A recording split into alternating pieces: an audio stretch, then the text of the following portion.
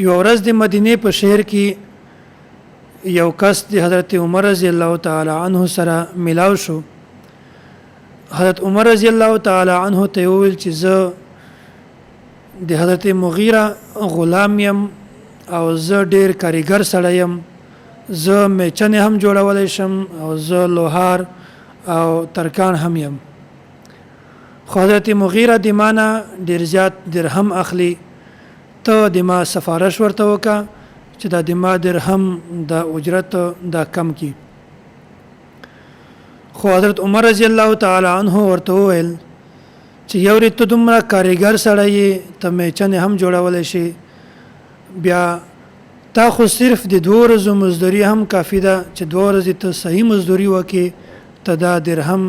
دا بیا هم ادا کولی شي. خو حضرت عمر رضی الله تعالی عنه اصحاب سیر د لیکلي دي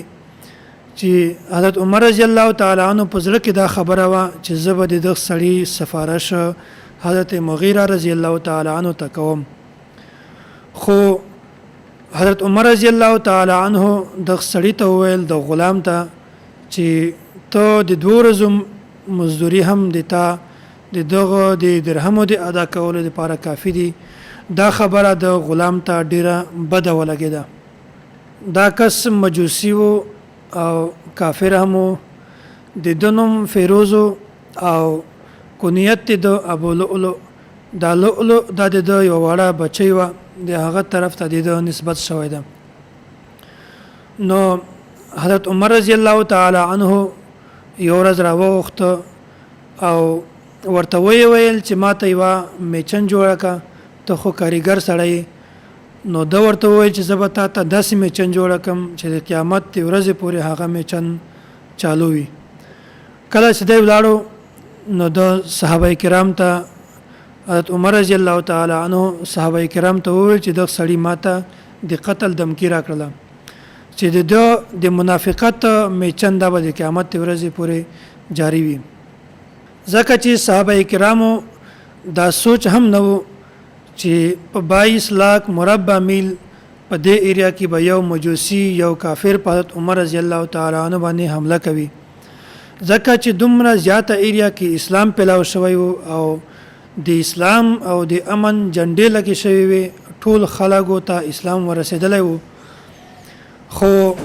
په دې وخت کې صحابه کرامو دا سوچ هم نه وکړو چې مطلب د یوه کافر د لاسه به یو مسلمان حضرت عمر رضی الله تعالی عنه ته تکلیف ورسیږي. خو کله چې حضرت عمر رضی الله تعالی عنه منځ شروع کو، په دې وخت کې یو مجوسی یو کافر دا د مقتدیانو سره په صف کې غلی و او د مانځه په وخت کې دی راغی، په حضرت عمر رضی الله تعالی عنه باندې د قتل حمله وکړله. نو حضرت عمر رضی الله تعالی عنه په نامه باندې لاس ونیول او خپل زوی عبدالرحمن ته اشاره وکړه چې هغه صحابه کرامو ته منځ ورکړي، ځکه چې د دوی منځ خراب نشي. نو کله چې عبدالرحمن مخته شمانځه ته، نو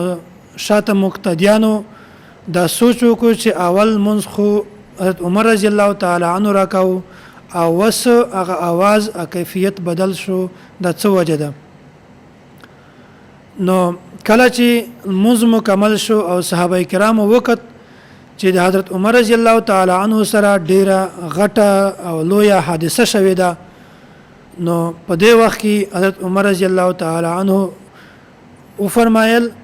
چې کوم کس په ما باندې حمله کړې ده، دا کس مسلمان ده که کافر ده؟ نو صحابه کرام ورته وویل چې کس کافر ده.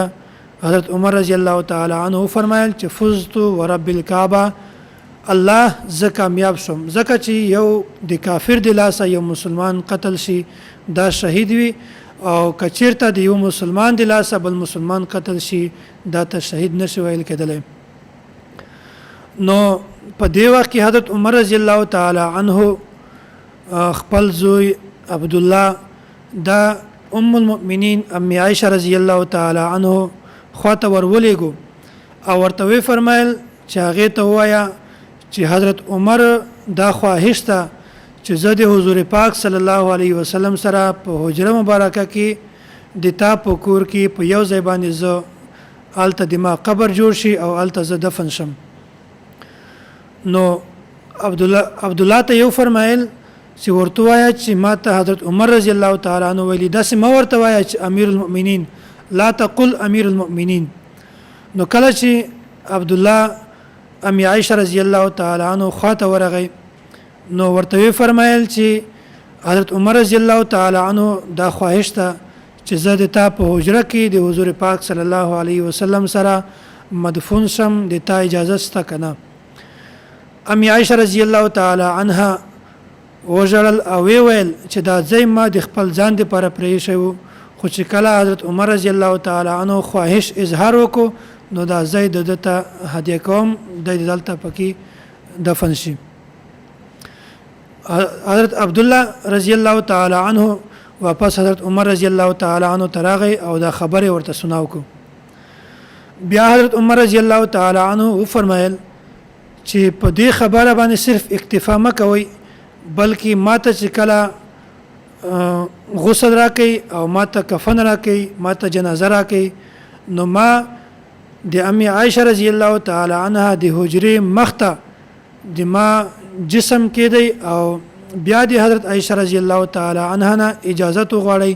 چې موږ دلته حضرت عمر رضی الله تعالی عنہ خخ کو کنه کو خخ. کله چې صحابه کرام رضوان الله تعالی علیهم اجمعین د حضرت عمر رضی الله تعالی عنہ جسم مبارک د حجرې مخ ته کې خود او ام عائشه رضی الله تعالی عنها په پرده کې ولاړه او بیا ورته ویل چې حضرت عمر رضی الله تعالی عنہ دلته دا خواهش ته چې دلته د مدفون شي د تا اجازه شته کنه دی ورته چې ما اجازه ورته کړی ده. نو حضرت عمر رضی الله تعالی عنہ په دې حجره کې دفن کو. داسې د حضرت عمر رضی الله تعالی عنہ هغه دعا قبول شوه چې د ویلو چې ماته په مدینه کې شهادت راکړي حالانکه الله جل جلاله دته د مدینه منورې په شهر کې او مسجد رسول کې او محراب نبوي کې الله جل جلاله حضرت عمر رضی الله تعالی عنہ ته شهادت ورنصیب کو